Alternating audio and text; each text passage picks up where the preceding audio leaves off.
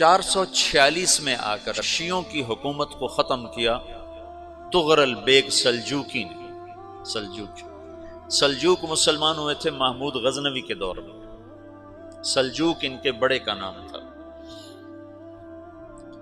تو ایک دفعہ محمود غزنوی نے سلجوک سے پوچھا اگر مجھے تیری مدد کی ضرورت ہو تو کتنے آدمی پیش کر سکتے ہو؟ تو اس نے ایک تیر دیا، کہا یہ ایک تیر ہے میرا، کسی کو یہ تیر بھیج کر میرے علاقے میں بھیج دو تو چند گھنٹوں میں 1,00,000 تلواریں تیرا پہرا دینے کے لیے تیار ہوں، میرے پاس اتنی طاقت ہے۔ تو یہ سلجوک کی نسل میں تھا تغرل بیگ۔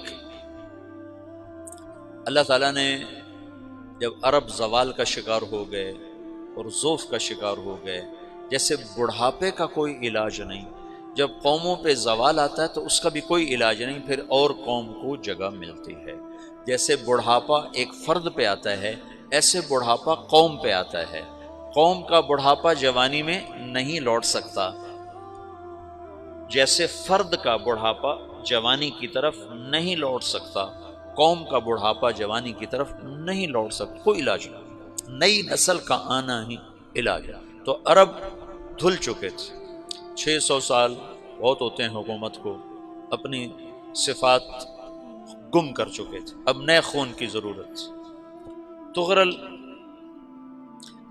بیگ پہلا شخص تھا جس نے آ کر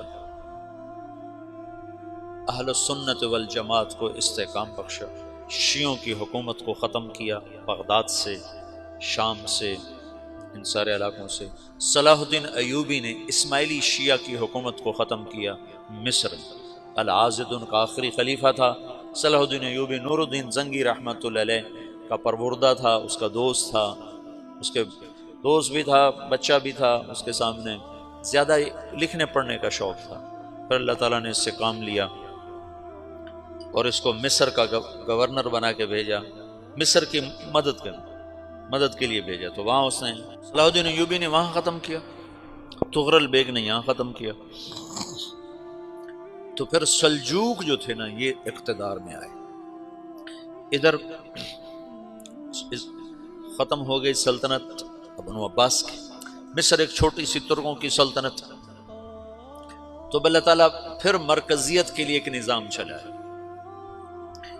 دو لشکر آپس میں لڑ رہے ہیں ایک میدان میں، ایک جنگلی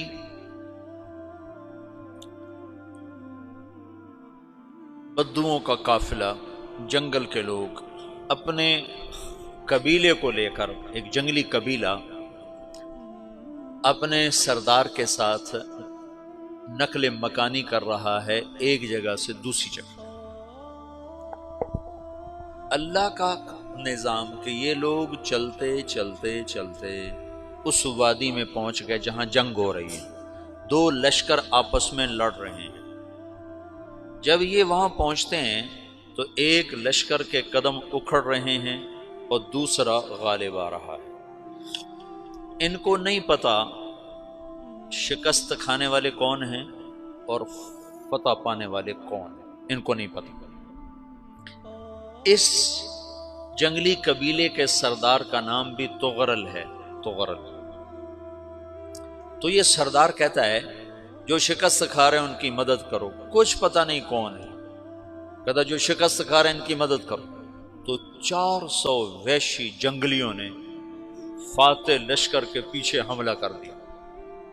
وہ تو ایک کافی ہوتا تو 400 دوڑ جب تلواریں پڑیں تو چند لمحوں میں نقشہ بدل گیا، بھاگنے والے جم گئے اور جمنے والے بھاگ پڑے۔ جب جنگ ختم ہوئی تو شکست خوردہ لشکر کے بادشاہ نے ان کو بلایا، اسے پوچھتا ہے مجھے جانتے ہو میں کون ہوں؟ کہا نہیں۔ کہا تو تم نے میری مدد کیوں کی؟ کہا انسانی ہمدردی کی وجہ سے، تمہیں شکست ہو رہی تھی اس لیے تمہاری مدد کی۔ پھر اس نے اپنا تعارف کرایا، میں ہوں سلیمان سلجوکی، ترکی کا بادشاہ۔ مسلمانوں کا لشکر تھا اور تاتاریوں سے شکست کھا رہا تھا، تاتاری فتح پا رہے تھے، مسلمان شکست کھا رہے تھے۔ تو وہ اللہ کی غیبی مدد بن کر آئے، تو وہ اس سے کہتا ہے میرے ساتھ رہنا پسند کرو گے؟ تم نے میرے اوپر احسان کیا ہے، میں اس کا بدلہ دینا چاہتا ہوں، میرے ساتھ رہنا پسند کرو گے؟ کہنے کا کر لوں گا۔ تو اس نے اس کو لے کر ترکی آیا، اور استنبول اس وقت روم کی حکومت میں تھا، اسے فتح کیا اس تغرل کے آگے چوتھے پانچویں پڑپوتے محمد فاتح نے۔ تو یہ استنبول ہے، یہ ترکی ہے، بیچ میں ایک چھوٹا سمندر ہے، یہاں ایک جاگیر ہے۔ تو سلطان سلیمان کہتا ہے یہ جاگیر تجھے وقف ہے، ادھر سے رومی مجھے تنگ کرتے ہیں حملے کر کر کے، تو میرا دفاع کرتے رہنا، یہ جاگیر تیری۔ یہ اس جاگیر پہ اس نے اپنے قافلے کو آباد کر دیا، اپنے قبیلے کو، اور ایک چھوٹی سی حکومت بنا لی، جو ایک صوبہ سمجھو سلمان سلجوقی کا، وہ ایک چھوٹا سا صوبہ ہے۔ وہاں جب یہ رہ پڑا تو پھر یہ ایک شیخ کے بیت ہوتا ہے، وہاں شیخ طریقت ہے، ان کے یہ بیت ہونے جاتا ہے، وہ اس کو رات اپنے پاس ٹھہراتا ہے، تو ایک کمرے میں ان کو ان کا خادم ٹھہراتا ہے۔ یہ جب کمرے میں جاتا ہے تو سامنے دیوار میں طاقچے پر قرآن پڑا ہوا ہے، تو یہ تغرل بیگ کہتا ہے یہ کیا ہے، یہ کیا ہے؟ تو وہ خادم کہتا ہے یہ کتاب اللہ ہے، قرآن ہے۔ اچھا، وہ اس کو وہاں چھوڑ کے باہر چلا جاتا ہے۔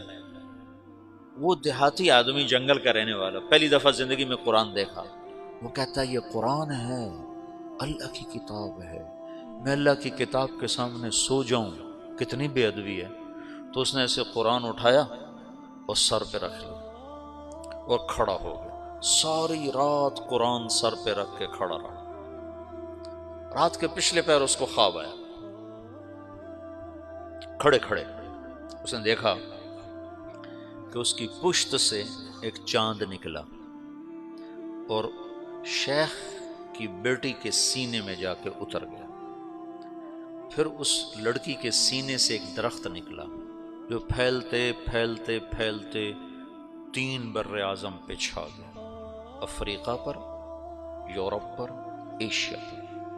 پھر اس کی آنکھ کھل گئی، وہ کھڑا ہوا ہے، تو اس نے صبح یہ خواب اپنے شیخ کو سنایا، تو انہوں نے اپنی بیٹی اس کے نکاح میں دے دی۔